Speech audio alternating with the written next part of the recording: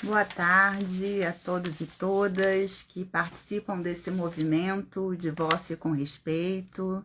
Vamos começar mais uma live da Semana do Divórcio com Respeito que acontece a partir de hoje, né? Então a gente tem aqui alguns dias para trazer alguns temas importantes para quem vivencia o divórcio. Principalmente as partes, né? As pessoas que estão vivenciando o divórcio, que precisam ter informações, cada vez mais informações, para que possam fazer escolhas conscientes no seu divórcio. Tô vendo aqui muita gente entrando. Vamos lá. Tem o Juca, tem a Caroline.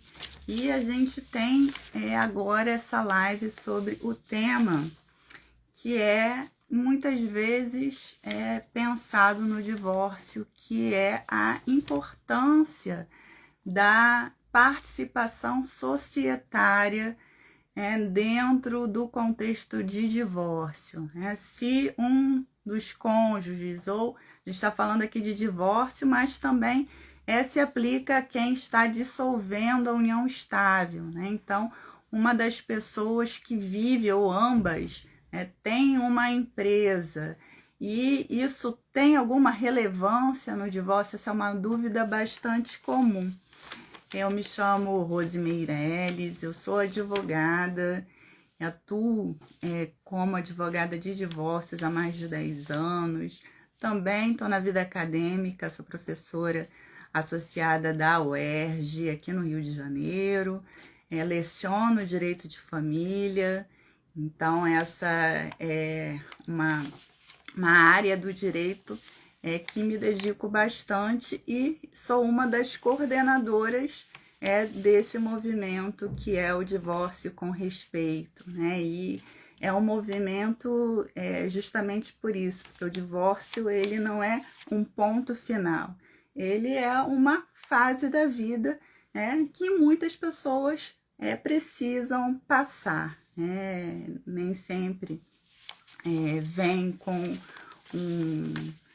uma noção muito clara dos direitos e também das dores que as pessoas passam nesse momento, mas é um momento que requer esse movimento para que a gente saiba que existe sim vida depois do divórcio, e essa é uma das nossas tarefas aqui no movimento do Divórcio com Respeito, mostrar que isso sim é possível. Então, eu quero que todos e todas aqui se sintam acolhidos pelo movimento. Tem o Luciano, o Carlos, a Márcia.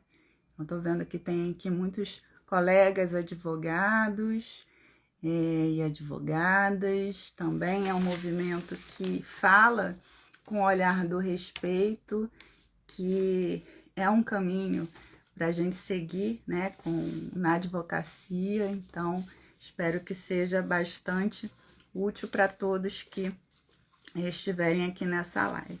Então, o objetivo aqui da live de 13 horas é falar sobre o divórcio e os aspectos da empresa. Deixa eu ver aqui se as minhas convidadas já estão aqui na live. Não estou vendo as minhas convidadas ainda aqui. Hoje a gente tem a participação de advogadas que atuam no estado do Ceará, duas professoras da Universidade Federal do Ceará e da Unifor, na Universidade de Fortaleza, que vão falar aqui comigo sobre esse tema. Procurando aqui.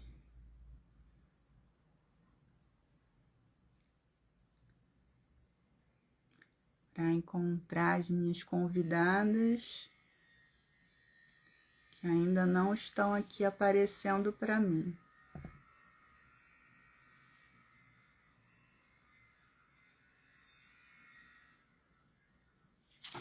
Vamos esperar mais um pouquinho. Então, a ideia aqui da nossa live é pensar quando duas pessoas, né, que estão casadas ou vivendo em união estável e vão vivenciar o momento da separação. E um dos itens, né, de um divórcio é a partilha de bens. E então a gente vai fazer a lista, né? A gente, como advogados, a gente, né, passa por essa etapa de perguntar quais são os bens que aquelas pessoas possuem e que estão sujeitos a essa partilha, né?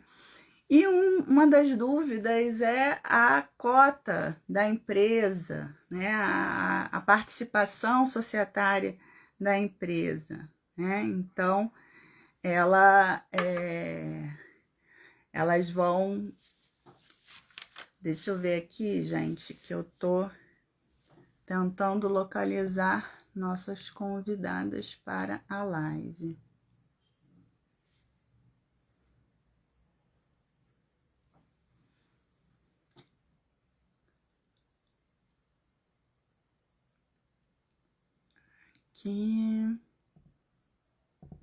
Aqui uma das nossas convidadas está aqui. Então, aqui o nosso apoio me diz: use o botão convidar. Tá bom, vou convidar aqui. Estou convidando a professora Joiciane Bezerra de Menezes, que aqui eu já vi entrando.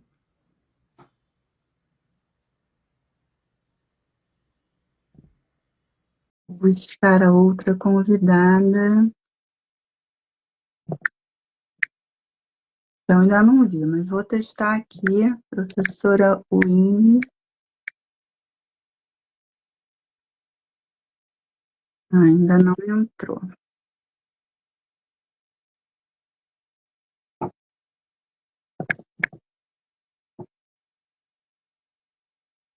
Professora Joiciane, aceita o meu convite. Acabei de enviar o convite para você.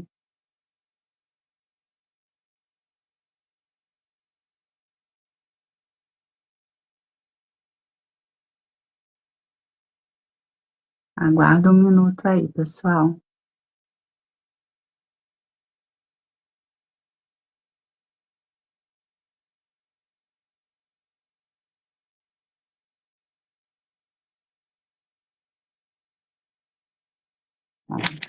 Estou esperando aqui. Enquanto isso, vamos falando dessa parte inicial que a gente precisa tomar dentro da ideia de divórcio e partilha de bens, né? Primeiro, é saber que existe um patrimônio que é um patrimônio pessoal de cada um, né? A gente, dentro de uma linguagem mais leiga, a gente vincula aquele patrimônio ao CPF daquela pessoa, né? Que bens estão vinculados ao CPF daquela pessoa e que bens, né, estão vinculados ao CNPJ de uma determinada estrutura societária. Então, os bens que pertencem a uma pessoa natural, uma pessoa física, né, pessoas que têm sua existência natural, né, os cônjuges, os companheiros, estão vinculados ao seu CPF. E os bens que estão vinculados à pessoa jurídica, à empresa, estão ali relacionados ao CNPJ. Mas ainda assim existe uma relação, porque aquele CNPJ, aquela estrutura societária, ela pode representar aspectos patrimoniais daquela pessoa que está se separando. E é por isso que a gente vai tratar aqui. que eu vou tentar ver se eu consigo já colocar as professoras na live.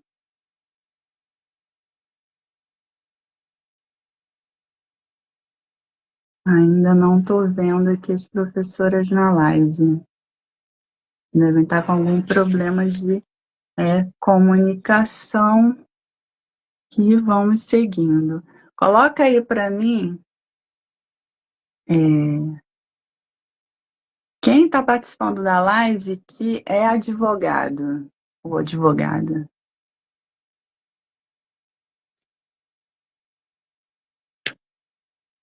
A gente está aqui falando entre advogadas, quem é advogado? Ana, advogada. A Cris também é advogada.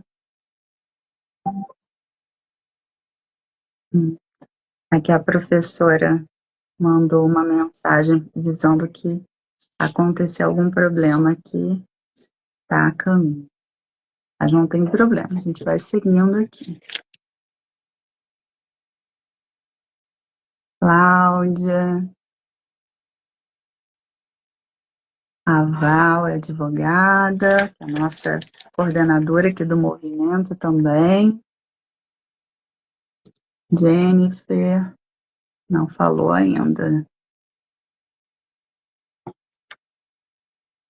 Bom, uma coisa que eu acho que é importante quando a gente trata desse tema da empresa é saber que não se trata apenas de dinheiro. Quando a gente coloca a empresa dentro desse contexto de partilha, não é só dinheiro, né? E isso pode envolver, inclusive, a continuação do negócio. Às vezes é um negócio familiar, às vezes o cônjuge, que não é sócio, tem alguma relação prática dentro daquela estrutura, né, da empresa, pode ser empregado da empresa, pode ser um colaborador informal da empresa.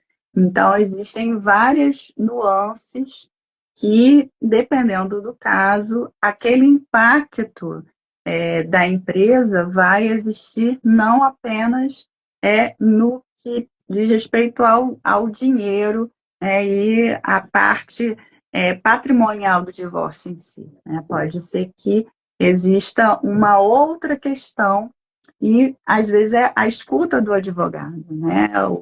Hoje na live, na primeira live,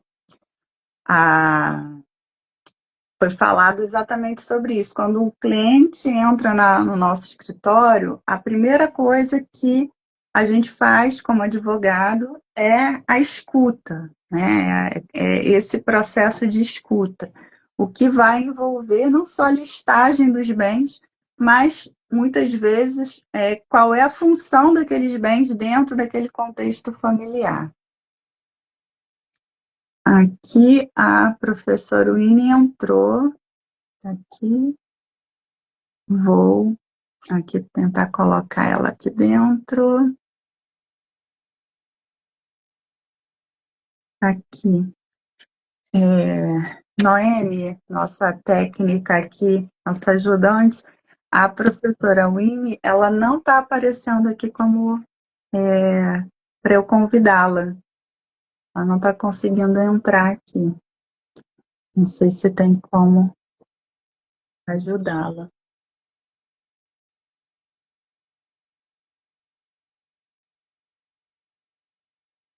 Eu estou vendo ela aqui na live, mas ela não está conseguindo entrar. Quando a professora, espera lá, aqui pedidos para participar, só tenho aqui da Raquel, ela não botou aqui.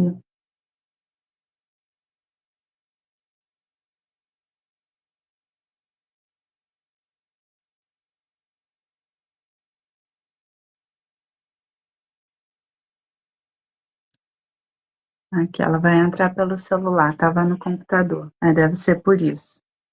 Deve ser por isso. Então, quando a gente está falando de partilha que envolve a empresa, então a gente tem que ter que preocupações, né? A gente tem que se preocupar com como vai se dar, né? Primeiro, se tem algum direito, né, dentro daquele contexto empresarial que possa ser tratado no divórcio.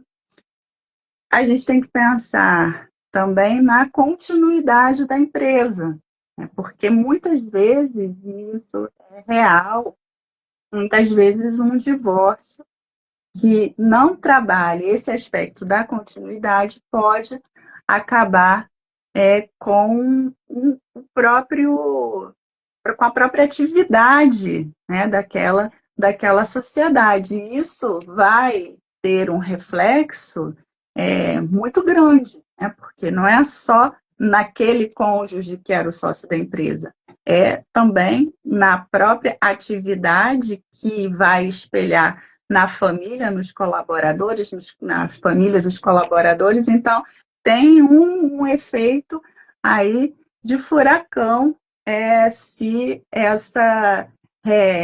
esse aspecto da continuidade da empresa não for também uma reflexão dentro do contexto do divórcio.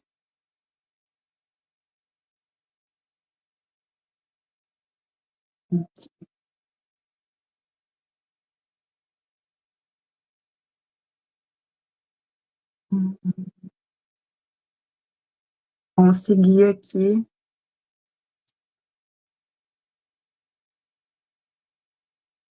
aceitar, a professora já vai entrar aqui com a gente. Olá, Boa tarde, tudo bem? tudo bem? Tudo Tudo ótimo. ótimo, tudo ótimo. Agora, assim, a gente viveu, assim, em tempo real, o que é um divórcio com empresa. Não é fácil, né? Não é fácil. Para pegar no tranco, a gente precisa, às vezes, ir com paciência, né? Com Eu como tranquilidade. empresarialista, eu como empresarialista vou dizer que é difícil é uma empresa com divórcio, viu? Eu estava falando aqui exatamente sobre esse aspecto, que é quando você tem uma partilha e que se pensa, né, nos reflexos da empresa, né, não é só sobre o dinheiro envolvido, mas também com a própria empresa, continuidade da empresa, e que muitas vezes, se essa reflexão não for levada para o divórcio, é um efeito furacão, porque não é só, né, quando a gente pensa assim, é, o cônjuge, que é o sócio, vai perder alguma coisa, porque ele vai ter que dividir alguma coisa, vai diminuir. Quer dizer, você pode estar com uma visão muito micro do que pode representar essa questão no contexto da própria empresa, porque vai talvez refletir na família como um todo, que às vezes pode depender da atividade empresarial, mas também tem os colaboradores da empresa, as famílias dos colaboradores e, enfim, vai fazendo uma catarse total. Então, a gente está aqui, já comecei aqui com algumas reflexões enquanto estava te aguardando, mas queria fazer um início formal aqui da nossa live. A gente está aqui com a professora Winnie, que é professora da Universidade Federal do Ah, Ceará e desculpa. também da Unifor, especialista em direito empresarial, que é sua também área de atuação como advogada, e que vai trazer aqui a nossa reflexão, né, ampliar os nossos olhares como advogados familiaristas e também para as pessoas que estão passando por um divórcio e que têm sempre essa dúvida, né? Bom, meu cônjuge tem uma empresa, ou a própria pessoa tem uma empresa. Isso vai para o divórcio, não vai para o divórcio? Então, a gente vai conversar um pouco sobre isso. Eu vou passar a palavra para a professora Winnie para ela fazer essas considerações iniciais e a gente fazer, então, essa live bem produtiva aqui para todas. Boa tarde, boa tarde. Vocês me escutam bem? A luz está boa? Sim, está tudo bem. Tudo Pode ir. bem? Obrigada. Então, inicialmente, muito obrigada. Muito obrigada pelo convite. É, como Como já foi dito, eu sou uma advogada de empresas mesmo, eu sou empresarialista raiz, né? Desde sempre, sempre trabalhei, advoguei, ensinei, fiz toda a minha carreira acadêmica na área de direito comercial, como eu gosto de dizer, né? Na verdade, o direito da empresa é uma parte do direito comercial. E, graças a Deus, até hoje estou muito feliz trabalhando com isso. E também tendo como sócia a professora Joiciane Menezes, que acabou de entrar, ela entrou aqui, eu não sei se ela pediu para participar. Deixa eu melhorar aqui a luz. E nós acabamos conduzindo a nossa prática voltada para um espaço de interseção muito claro que existe entre direito de família, sucessões e empresa, como até constou dessa introdução, que é muito oportuna, que foi feita. Uma coisa importante, opa, uma coisa importante para a gente considerar, oi Joyce, tudo bem? A gente já se viu de manhã na Cheguei! universidade. Bom, uma coisa importante a se considerar é que no Brasil não existe uma medida legal específica sobre como se conforma uma empresa familiar. Mas os dados que são coletados pela maioria dos observatórios e das entidades que lidam com empresas dizem que entre 75% e 95% das empresas brasileiras são familiares. Por que essa diferença? Porque em alguns casos, algumas entidades, elas consideram que a empresa é familiar apenas quando ainda há uma sucessão direta, né, entre os dirigentes e sócios daquela empresa vinculada à família. Outras entendem que o controle gerencial da família, apesar de ter outros sócios e apesar até de serem companhias abertas, né, grandes corporações com títulos negociados em bolsa de valores, podem sim ser consideradas empresas familiares se considerarmos que os fundadores ou bem ainda são os controladores, ou bem tem no Conselho de Administração e órgãos de administração. Então, a gente pode ver da padaria da esquina as maiores companhias brasileiras, para dar um exemplo aqui da nossa terra, dois, né, aqui do Ceará, três, nós temos o Apvida, o Grupo Pagmenos, o Grupo Dias Branco, que são grandes corporações com ações na Bolsa e que mantêm essas características familiares. Então, é, essa característica em si já torna a interseção entre direito de família e direito da empresa, especialmente o direito societário, de extrema importância. Também foi mencionado uma coisa muito importante sobre essa perspectiva de, no caso de haver um divórcio ou algum tipo de dissolução de convivência entre cônjuges, entre conviventes, o fato de que isso não implica apenas uma alteração no status pessoal daquelas pessoas quando elas fazem parte ou bem do quadro societário ou bem do quadro diretivo de uma sociedade. Do lado de cá, e aí eu peço aqui a vênia para a minha natureza empresarialista, o que nós procuramos quando estruturamos um conjunto de instrumentos societários de maneira a preservar a sociedade, a empresa, litígios entre as pessoas naturais que eventualmente fazem parte do seu quadro societário, é exatamente fazer com que os reflexos de uma eventual dissolução, sucessão, não, claro que vai haver algum respingo, mas que maculem minimamente a estrutura societária.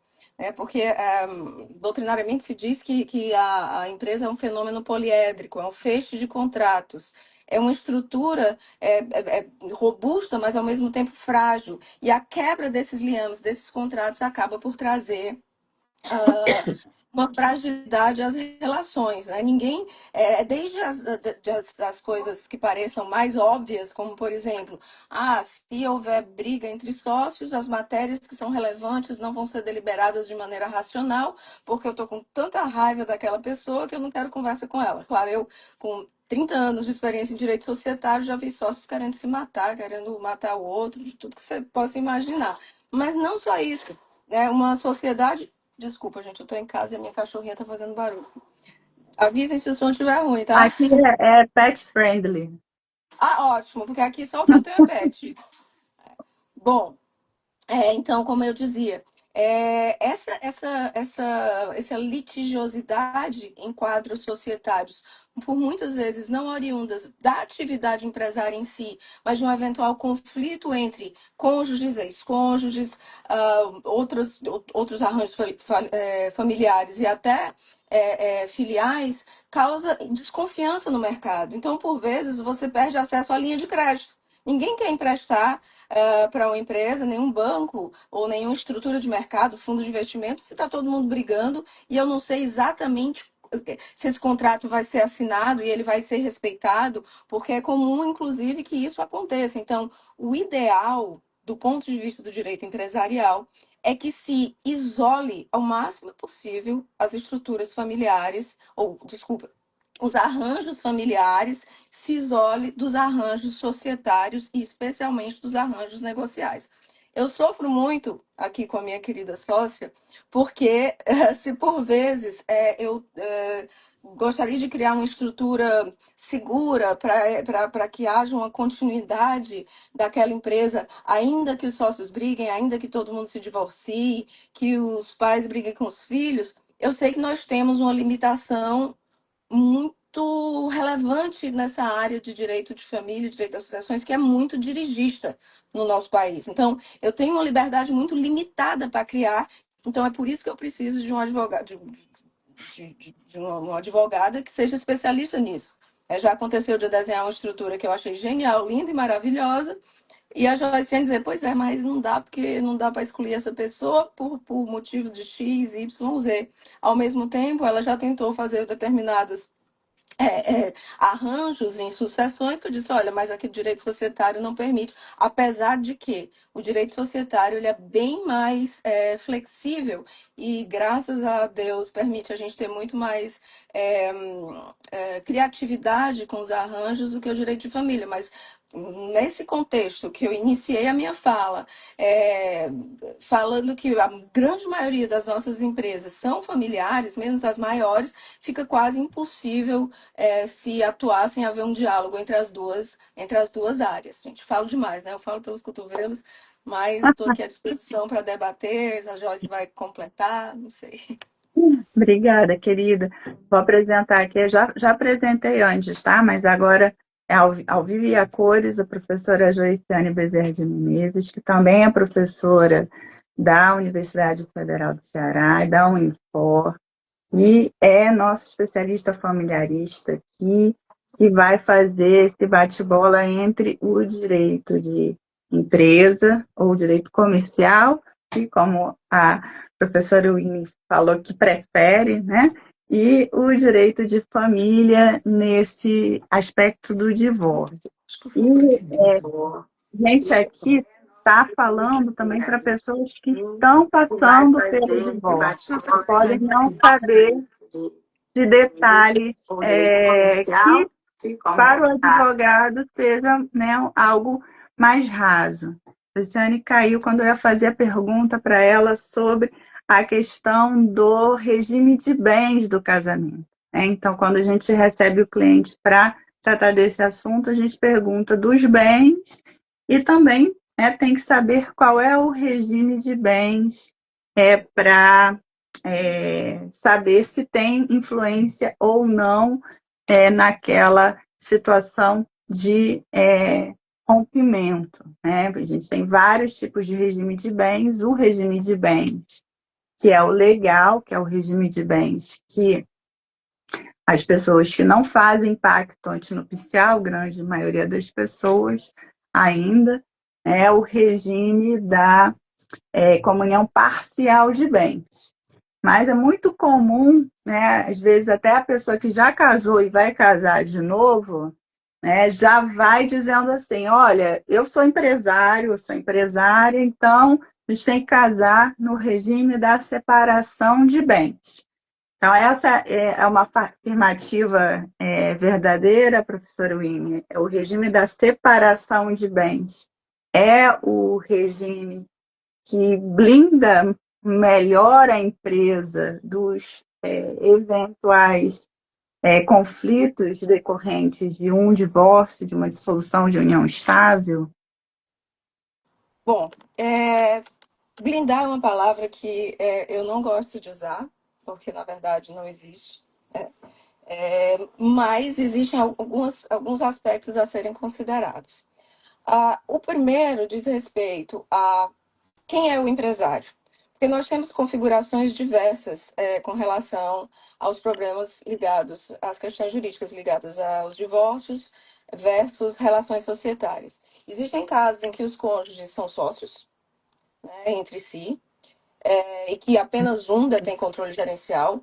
Existem casos em que os sócios são cônjuges entre si e com outras pessoas. E existem casos em que ah, os cônjuges não são sócios e um deles apenas é sócio de sociedade empresária. Então, o empresário, eu estou tratando aqui, é a sociedade empresária, os cônjuges ou são sócios, ou entre si com terceiros, ou apenas um deles. E ainda existe um outro aspecto a se considerar, que é o aspecto gerencial. Porque existe uma coisa diferente, uma diferença grande entre o que é propriedade e o que é administração. Por vezes você é sócio e você simplesmente não administra a sociedade. Então, a rigor, existem arranjos societários em que eu posso ter uma pessoa que tem a propriedade de uma participação societária, né, de uma cota, de uma ação, dependendo do tipo da sociedade. Essa pessoa não administra, ela não é diretora, não representa a empresa, ela apenas tem um reflexo patrimonial daquela empresa. Por exemplo, se tiver lucro, ela recebe dividendos, certo? Então, existe a possibilidade daquela pessoa que sequer tem direito a voto. Né? Existe a possibilidade de eu determinar participações societárias que não têm direito a voto. Então, aqui haveria direitos políticos restritos. Com relação ao regime de bens, ou seja, o que é que preocupa mais, numa escala de 1.000 a... Sempre preocupa, né? Mas de cima para baixo. Aquele sócio que naquele caso em que se há um conflito entre cônjuges ou conviventes, ou eu vou chamar aqui de pessoas que têm uma relação familiar de alguma natureza, esse conflito ele se estenda à sociedade, ou seja, eu deixo de tomar decisões racionais com relação à atividade para tomar decisões emocionais ou levadas por outros sentimentos que não a vontade da empresa dar certo. Nesse caso, o regime de bens aqui não vai fazer muita diferença, porque se os dois são sócios, se eles já são sócios, eles já têm propriedade. Né? Então, existem cláusulas que podem ser apostas em acordos de sócio, e aí eu digo sempre, não, independente do tamanho da empresa, é sempre importante haver um acordo de sócios.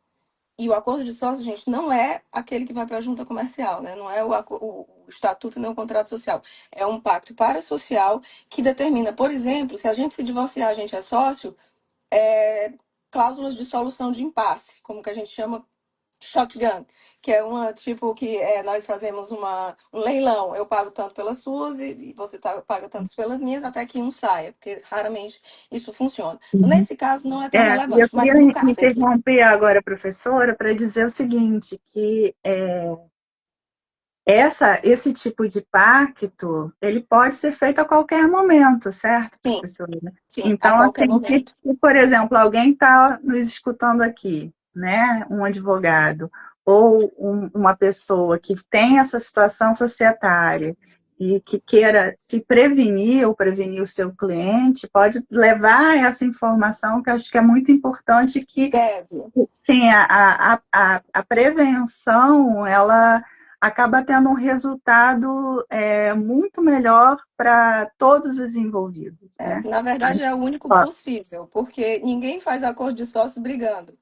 Então, eu sempre, claro que você nunca acha que vai brigar com o amor da sua vida, nem que o seu filho vai fazer alguma coisa. E aqui eu não trato só de divórcio, não, eu trato de relações entre pais e filhos e que é, podem se tornar litigiosas se não fizer antes, depois é que não faz. E é É. muito comum nas nossas empresas, e isso é uma que você dê muito pouca atenção aos documentos constitutivos societários, né, tanto o contrato social como o estatuto, e às vezes a maioria das empresas sequer tem um acordo de sócios, e isso o acordo de sócios é um tipo de contrato que tem um enforcement muito bacana, inclusive administrativo, tem execução específica, previsto em lei, né, especificamente. Então é muito importante. Isso resolveria e daria possibilidade até existindo um acordo, isso pode possibilitar que uma empresa continue, apesar de um conflito familiar. E é como se eu sei que é específico sobre divórcio, mas eu estou falando de qualquer tipo de conflito familiar mesmo. Inclusive entre herdeiros, né? Sim, Adiante. sim, inclusive entre herdeiros. Então, voltando aqui à tua pergunta inicial, se os cônjuges eles são sócios, né, a gente tem uma limitação que tende a assumir do nosso Código Civil, porque ela não faz sentido, né? Não podem ser sócias as pessoas que são casadas em regime da comunhão universal de separação obrigatória.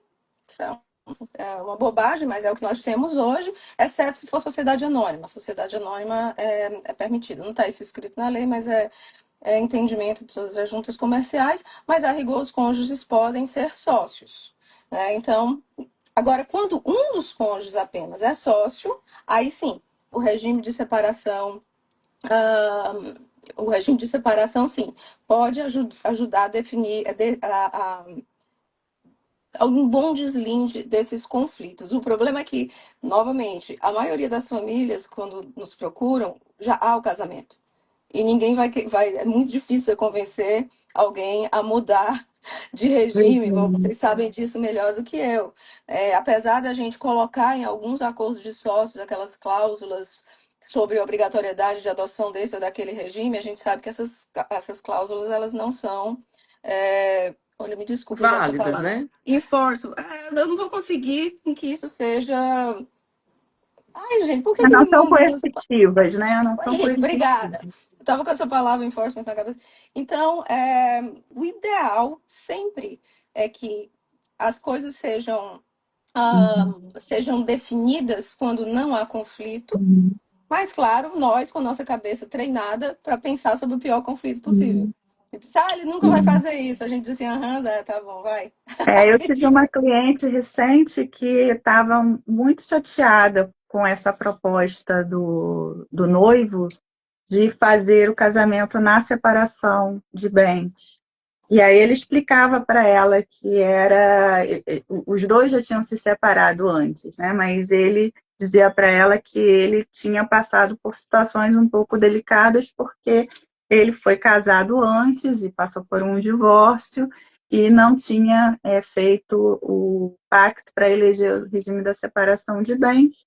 Então, agora, com esse segundo casamento, ele tinha intenção, por conta da empresa, e ele explicava que não era para proteger apenas a ele ou a empresa, né? Porque a empresa, né, muitas vezes, ela também é um fator que pode gerar dívidas, que pode gerar alguns ônus, não é só para evitar que o Uhum. outro tenha bônus, mas também para evitar o ônus que eventualmente pode decorrer dessa situação.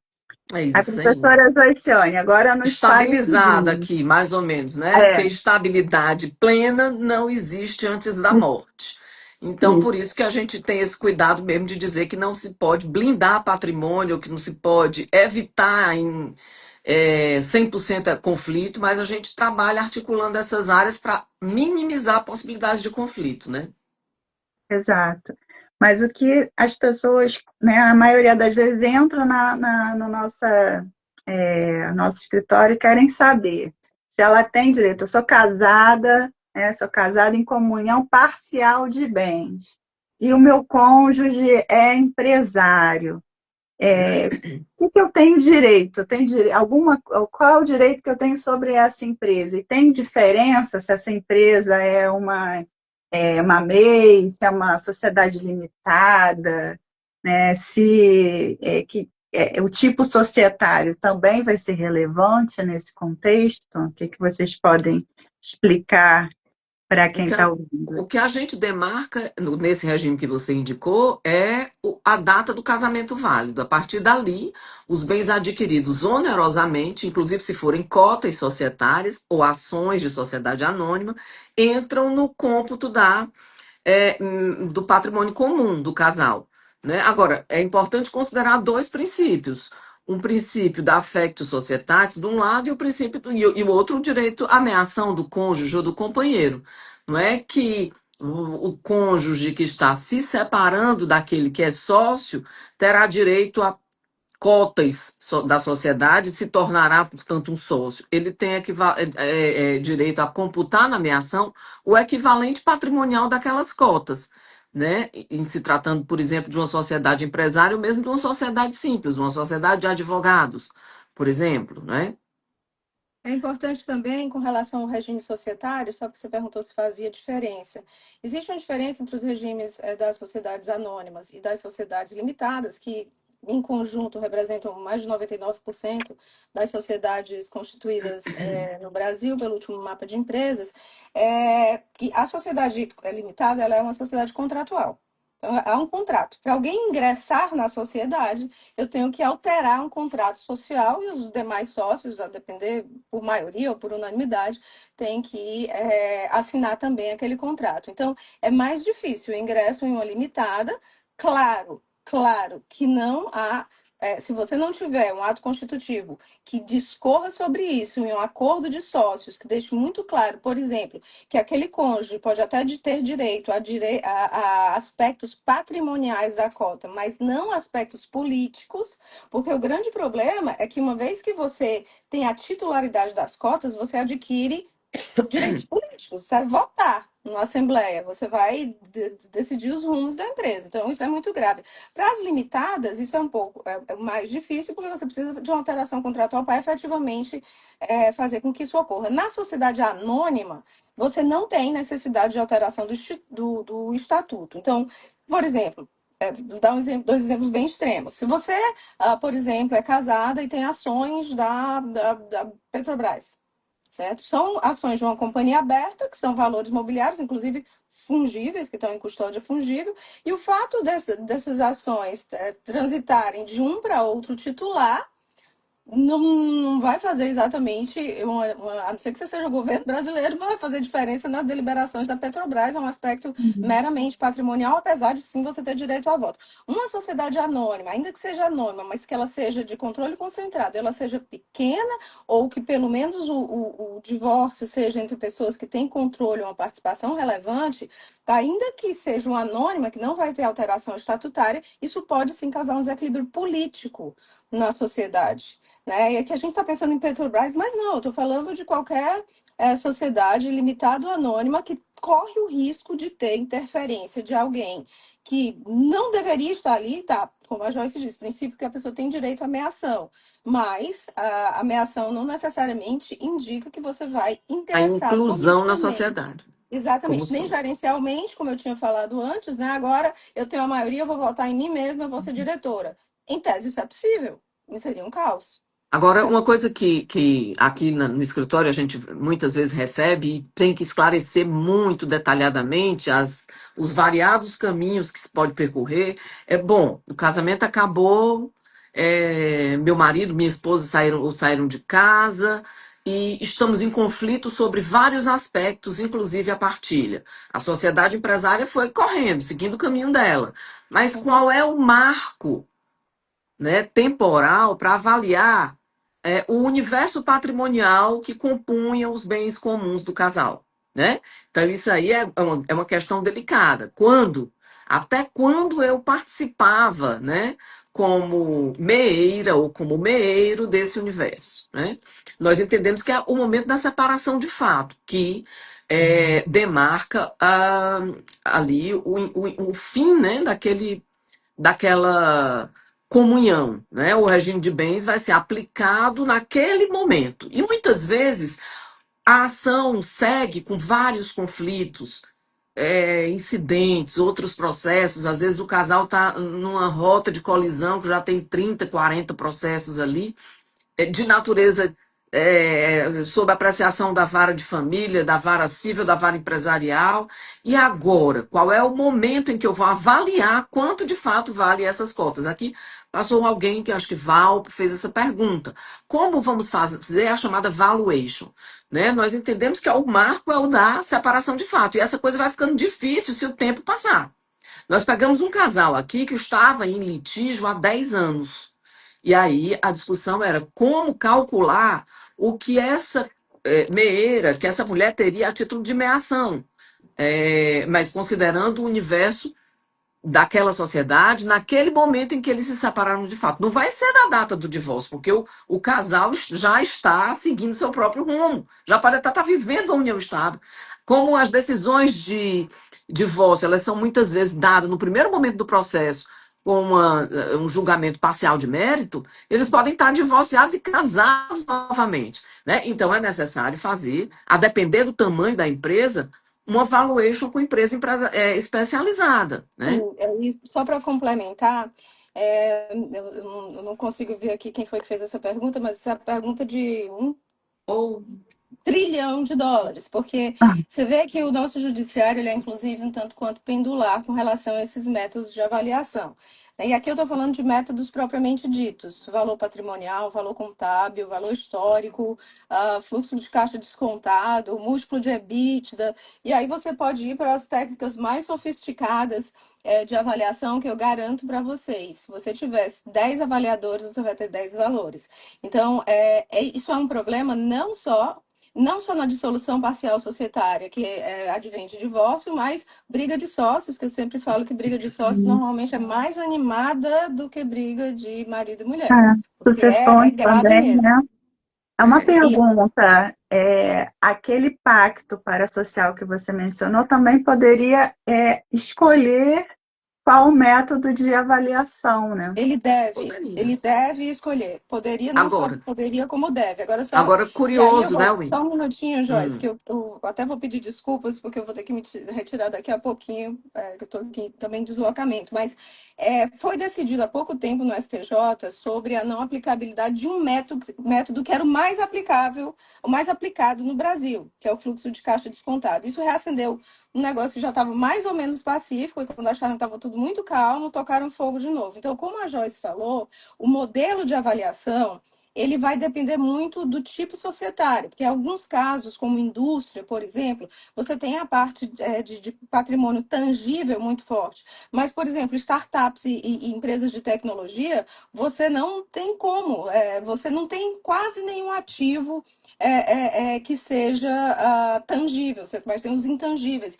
Então, existem teses e teses, eu estou olhando aqui para cima, porque aqui em cima tem uma instância de livros. Só no passado, 3 colegas escreveram de teses de doutorado sobre avaliação de intangível, de solução em sociedade limitada, ou seja, é realmente um assunto que ah, é muito. Então, Complexo. quem souber a resposta, método de avaliação. Então, é caso a caso mesmo. O ideal é que isso seja determinado a priori, porque, de novo, às vezes a gente faz aquele. Não é blefe, né? Eu já tive casos em que o cliente tá uma briga de sócios e você diz que podem ou não ser cônjuges. Diz, a empresa avaliou que a minha participação é 100 milhões de reais. Aí eu olho assim. Olha, por esse preço, meu cliente vende a dele por você, porque é impossível esse número. Parece blefe, mas não é. Porque só. Então tá bom, tá? É 100 milhões? Ótimo, então compra o meu. E aí, esses modelos, que também a maioria das nossas limitadas são, esse modelo 50-50, traz esse 50% de participação, traz, além de todos os problemas, ainda mais esse engessamento das deliberações societárias quando há uma briga ou há, por exemplo, um inventário, que o inventariante vai votar ou não vai votar, enquanto a partilha não é feita. Obrigada. Pode haver uma deterioração do valor das cotas e da sociedade por conta de atos do outro cônjuge. E aí o pior dos mundos você perde completamente o valor construído na empresa por conta de uma briga que não tem exatamente a ver com a empresa. E aí, gente, eu vou pedir mil perdões, licença, eu vou ter que sair, porque eu tenho outra reunião, mas eu espero. Já estou me convidando para eventualmente, se as minhas queridas civilistas, familiaristas tiverem gostado, que me convidem novamente. Que a Joyce diz que eu sou malvada, mas eu não sou. Esse é um tema muito que se a gente cavar, né, a gente consegue falar. É. É difícil esgotar esse tema. E às Luiz vezes, gosta. sabe o que, Assim, a Rose? hora que você precisar sair, você está Antes que a Winnie abençoada, tá, saia, querida? antes que a Winnie saia, que a gente às vezes fica discutindo aqui entre nós, é sobre, embora nós tenhamos um documento entre os no pacto, como alguém aqui, aproveitando que alguém que atravessou aqui uma pergunta, né? Imagina que o casal assine um documento, que às vezes a gente chama aqui uma espécie de protocolo familiar, vamos dizer, uma coisa maior, e eles assinem um documento dizendo que a partir daquela data as dívidas não serão compartilhadas, ou enfim, eles possam estabelecer regras sobre como vão fazer até que o divórcio venha a se consumar com a partilha e tudo e tal, né? Ainda que se assine isso, a depender do que possamos encontrar no percurso, uma assimetria que porventura possa envolver aí uma fraude ao regime de bens, pode tornar, obviamente, esse documento inválido, né? Porque o Uhum. cenário pode não ter sido exatamente aquele no qual a pessoa assinou o documento. Então, é mais complicado quando você fala de relações, de fim de relação conjugal, é, organizando, inclusive, questões patrimoniais nesse aspecto, né? É bem diferente do que se faz, ou da força que se pode imprimir a um acordo de sócio lá no direito empresarial, no direito societário, né? Bom, Então, gente, muito é. obrigada de novo pela oportunidade. Tô saindo e, ó, quero outro convite, hein? Adorei. Obrigada, gente. Tá. Obrigada a Tchau. você. Tá. E Pois aí, é, Rosi. voltando aqui, tá? Hum. Para aquelas pessoas que são leigas e que estão assistindo aqui para tentar entender um pouco melhor. Então, quer dizer, né, que a pessoa que vai pleitear uma parte da empresa, ela não vai se tornar sócia, Não né? pode, Pode se isso. tornar sócio, porque essa é uma regra de direito empresarial. Você não tem como eu tenho, por exemplo, 100 cotas de uma empresa, vou me divorciar, então não quer dizer que eu vou ficar com 50 e o meu ex-cônjuge com 50. O que, que vai acontecer? Eu vou ter que avaliar quanto custa, né, no mercado, e era o que a gente estava falando aqui, que não é tão simples essa avaliação, porque existem vários métodos e não há um consenso sobre qual é o método que deve ser utilizado. Às vezes o litígio, a Isso. discussão, né, é sobre qual é o método da avaliação, então vou ter que avaliar quanto custam as 100 cotas e depois, tendo uma avaliação, vamos supor que a avaliação considerou que as 100 cotas têm um valor de 500 mil. Aí, então, eu Agora que você sou a tem. sócia, Exato. eu vou pagar 250 mil, que é a metade do valor, para o meu ex-cônjuge. Então, que ele vai receber, se tiver direitos, ou seja, quando casou, não tinha empresa. Aí a empresa foi constituída durante o casamento, ou a união estável, ou durante a união estável. Aí sim a gente pode pensar se tem direito a é, algum benefício patrimonial daquela empresa, mas não vai com isso se tornar sócio daquela empresa. Não. Agora que a Jennifer está fazendo a pergunta seguinte: quem paga os 500, né? Então é interessante ver que nem sempre tudo isso se resolverá no juízo da vara, na vara do juiz, na vara de família. Então, na vara de família, a solução vai ser mais simples. Vai ser dizer, no final das contas, olha, se tinha 500 cotas, né, metade do equivalente patrimonial vai para um e metade fica lá com o outro. Mas não é que aquele um vai entrar na sociedade. Então, ele vai precisar fazer uma apuração de haveres e isso lá nas varas que têm competência para tanto. Então, no divórcio, você ainda que tenha a partilha, você não leva. Vai ter que fazer a apuração de haveres, onde tiver vara de empresa, na vara de empresa, ou conforme o Código de Organização Judiciária, na vara que tiver, e a comarca na qual o conflito tivesse estabelecido, na vara competente para isso. Então, tem ainda uma parada, né, que muitas vezes pode acontecer numa vara de empresarial especializada, onde o juízo vai poder fazer ali uma espécie de dissolução parcial, opa, de apuração de haveres, não para que a pessoa entre como sócio, mas para que possa demarcar qual é o valor que caberia a ela. Às vezes Mas acontece isso. se for um acordo, não, né? Se for um Olha a acordo, maravilha que é um acordo, né, Rose? eu digo, olha, eu Pois vou é. te pagar tantos mil reais pelos 50% das minhas cotas, a outra pessoa concordou, e aí essa é a obrigação, É acabou. possível, inclusive, apurar ali qual é o valor. Imagina, às vezes acontece da pessoa ter ingressado como sócio de uma sociedade cujo objeto é eminentemente uma prestação de serviço, então não tem maquinário, não tem imóveis, não tem. Então, e logo veio o divórcio. Às vezes até o valor indicado nos documentos constitutivos pode ser razoável para dizer Uhum. qual seria aquilo que seria devido ao cônjuge não sócio, ao companheiro não sócio.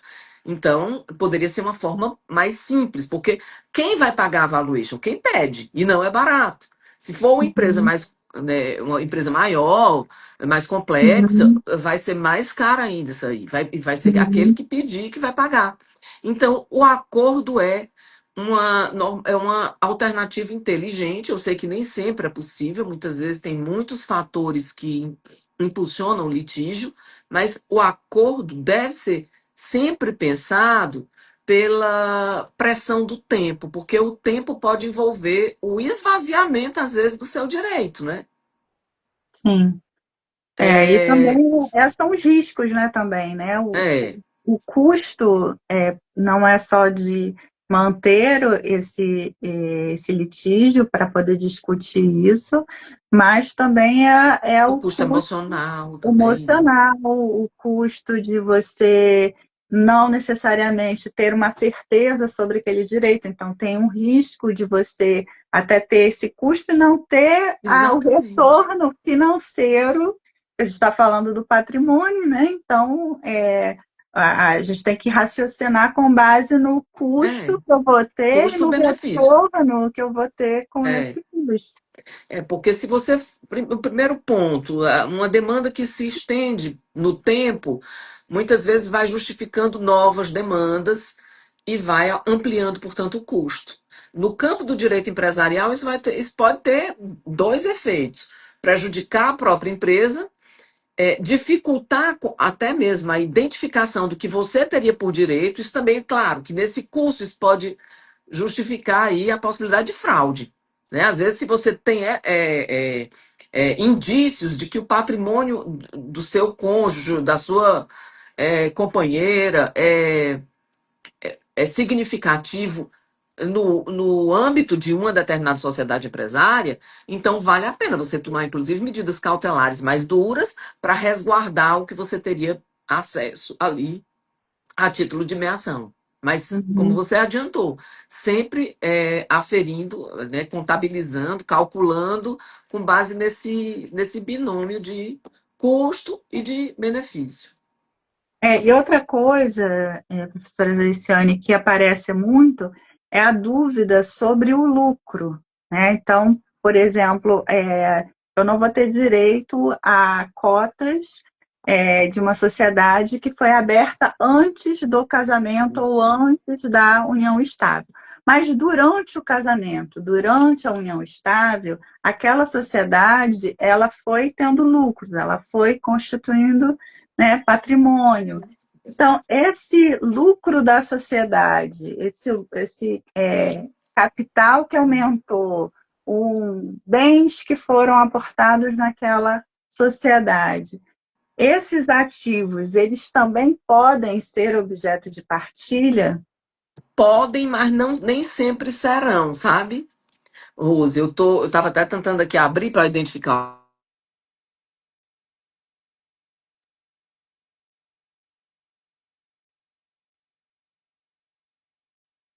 Obviamente, os frutos dos bens particulares são partilháveis, né? Mas o que que acontece, por exemplo, quando uma determinada sociedade empresária, por Só exemplo, voltando aqui para o leigo, frutos de bens particulares. desculpa, Por quê? Porque a cota ela é um bem particular se a sociedade foi constituída antes do antes do casamento. casamento ou antes da união estável. E essa cota ela pode produzir frutos, né? Que são, é o que a gente está falando aqui, dos lucros e o Exatamente. patrimônio, Então, etc. quando você tem uma cota anterior ao casamento, ou quando você sucedeu o seu pai, porque na verdade nem o herdeiro entra como sócio, né? Admitindo a possibilidade da previsão de uma cláusula Uhum, nos documentos societários que diz que o herdeiro pode dar continuidade e uhum. ingressar como sócio, ainda assim também você não teria direito à parte dessas cotas, porque ali nesse caso nem comunicaria. Mas quando a sociedade cresce, ou seja, ela vai, né, aquela quando você casou, ele já era sócio e tudo, mas a sociedade deu lá um grande upgrade, o patrimônio daquela empresa cresceu. Então é possível que você, aí volta a ajuda do pessoal das outras áreas, né? Será que esse crescimento vai ser considerado frutos ou não será, né? Será que quando o sujeito tem, por exemplo, o prolabore ou distribuição de lucros, isso é compartilhado, né? Entende-se que a distribuição de lucro deve ser compartilhada, mas se isso foi reinvestido por decisão societária na própria empresa, já não é. Então, quando essa empresa tem esse incremento a partir desse reinvestimento dos lucros distribuídos, isso já não será considerado partilhável. Então, não dá quase sempre para a gente responder em tese, né, de uma forma categórica. Eu acho que fica mais difícil ainda quando é uma sociedade que não é muito organizada dentro da sua documentação, sabe?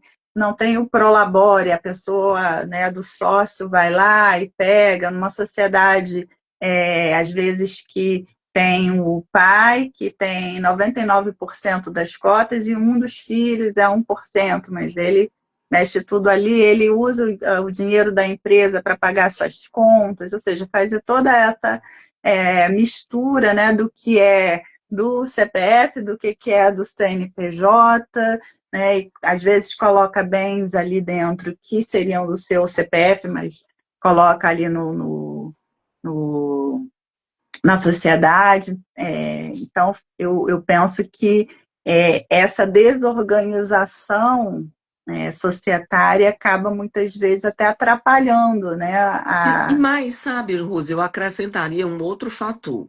Os casais casam e não querem discutir sobre questão patrimonial.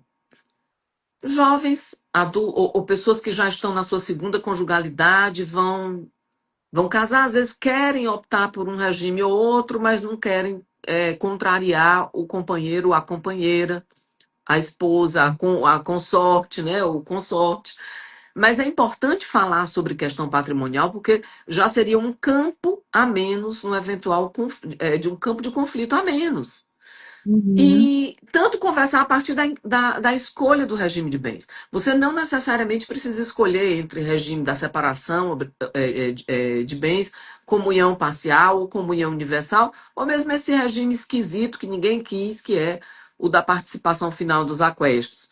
Você pode fazer um regime atípico, escrevendo ali numa escritura pública, no cartório de notas, as regras que você entende que seriam melhores. Então, por exemplo, você já pode dizer que as cotas societárias que você já tem ou que você vier a adquirir em relação a determinada sociedade, aquela que você já tem e aquelas que você vier a adquirir nessa sociedade, não estariam incluídas ali naquele regime de bens. Ou se você não trata desse jeito, no regime atípico, aquela pessoa que é casada com quem tem sociedade, tem cotas em sociedade empresária, a pessoa por que que não conversa sobre isso?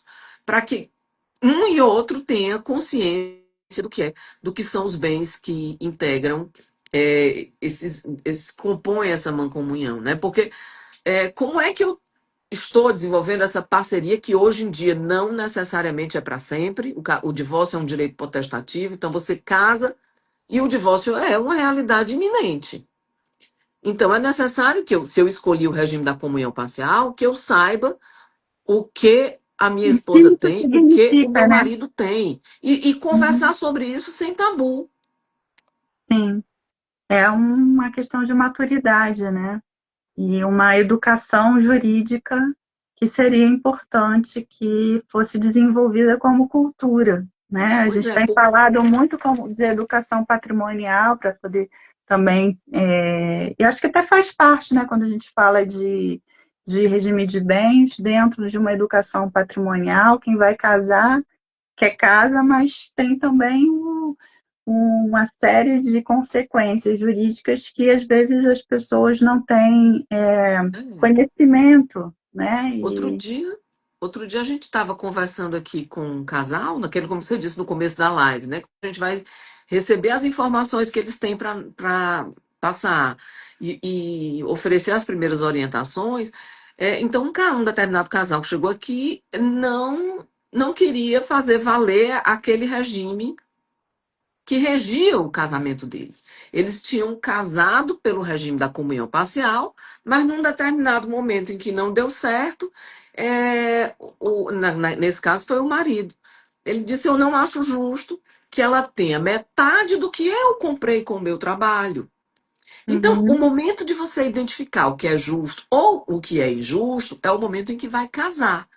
Porque o justo, nesse aspecto, é o que foi combinado, né?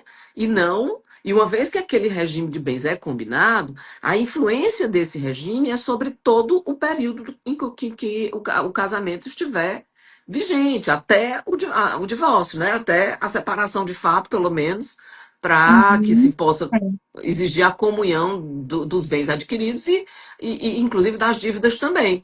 Então, não dá para ali, depois de já separados de fato, um vir com a alegativa de que não seria justo e tentar impingir uma culpa ao outro. uhum, Muitas vezes, nesse campo, nesse momento, pode emergir uma violência patrimonial também. E aí tem que se ficar atento, porque se, por exemplo, a pessoa explora um determinado ramo, talvez assim, exemplificativamente aqui, das artes, né? Vamos dizer que você venda esculturas, né, de diversos artistas plásticos, são bens móveis. O que, que pode acontecer enquanto se decide sobre a ameação?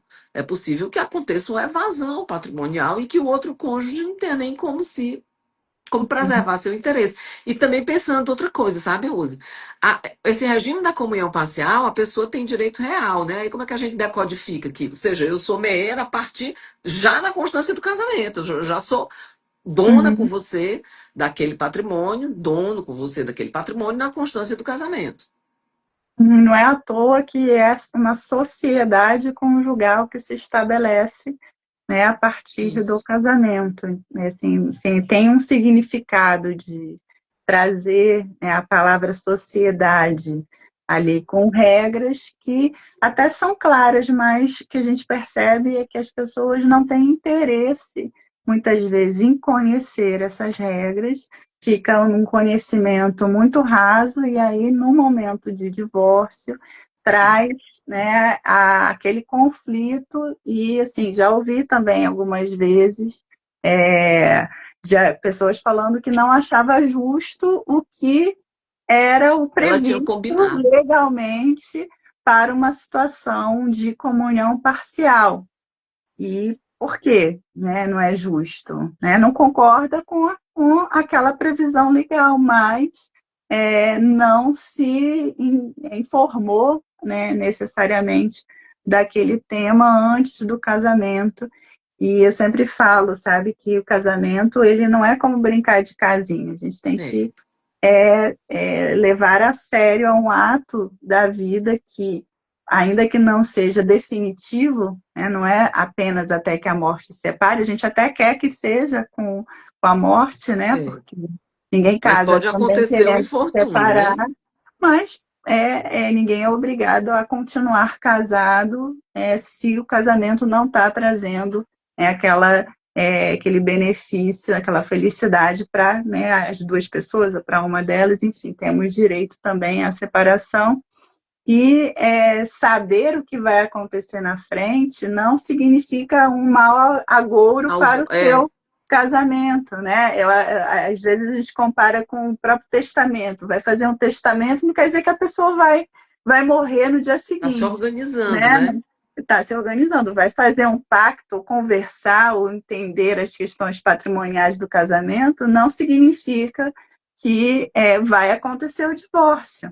E Né? Pelo casado, contrário, quando que eu percebo é que quanto mais o casal ele tem esse diálogo sobre esses temas que são temas difíceis, isso fortalece o casamento e tende a ser um casamento mais longevo, porque foi um é, casamento construído com uma base mais sólida, entende?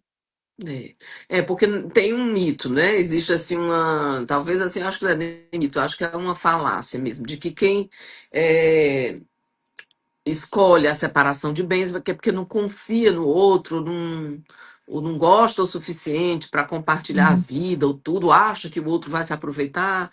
Mas, como você mencionou, o casamento é uma sociedade que envolve um conjunto de interesses. E muitas vezes você é sócio junto com membros da sua família biológica. Ou, como a Wynne lembrou antes, a maioria das famílias aqui, a maioria das empresas é uma empresa cujos sócios são ligados por vínculos de parentesco ou conjugalidade.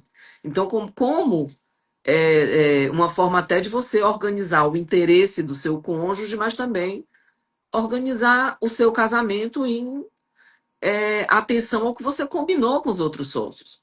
Né? Não que o cônjuge não sócio, vai se tornar sócio, mas na hipótese do divórcio, em que houver adiante uma dissolução ou uma apuração de haveres para que a empresa vai ter que, quer dizer, se a pessoa do sócio não tem outros bens para compensar, a empresa vai ter que, numa apuração de haveres, vai ter que sangrar ali um valor para compor a ameação do cônjuge não sócio. Então, muitas vezes é necessário ter uma conversa concreta no contexto da vida que se tem, né? Uhum. Bom, Recentemente, nós fizemos... acabando o tempo? Acabando o tempo, né?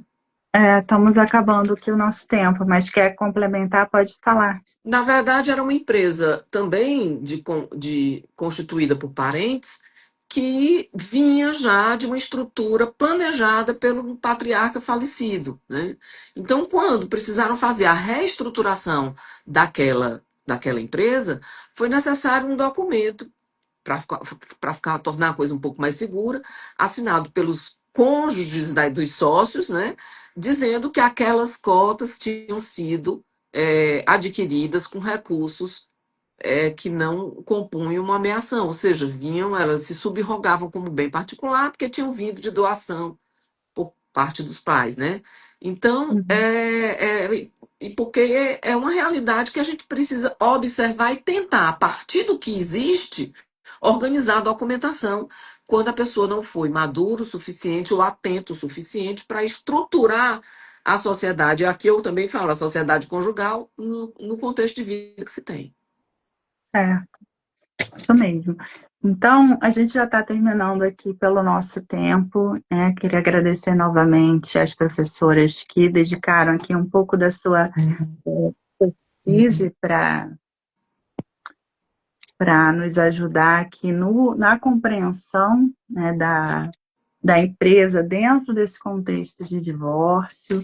E quero chamar aqui, convidar todos e todas presentes aqui na live que compartilhem a live, que divulguem o movimento do divórcio com respeito e a semana do divórcio com respeito, que tem 3 lives diárias, 8 horas, 13 horas e às 20 horas, com temas variados, mas todos com certeza vão ser importantes para quem está passando por essa situação de divórcio. As lives ficam gravadas e agradeço aqui imensamente a participação de todos e todas aqui.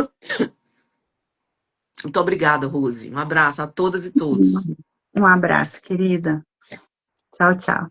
Tchau.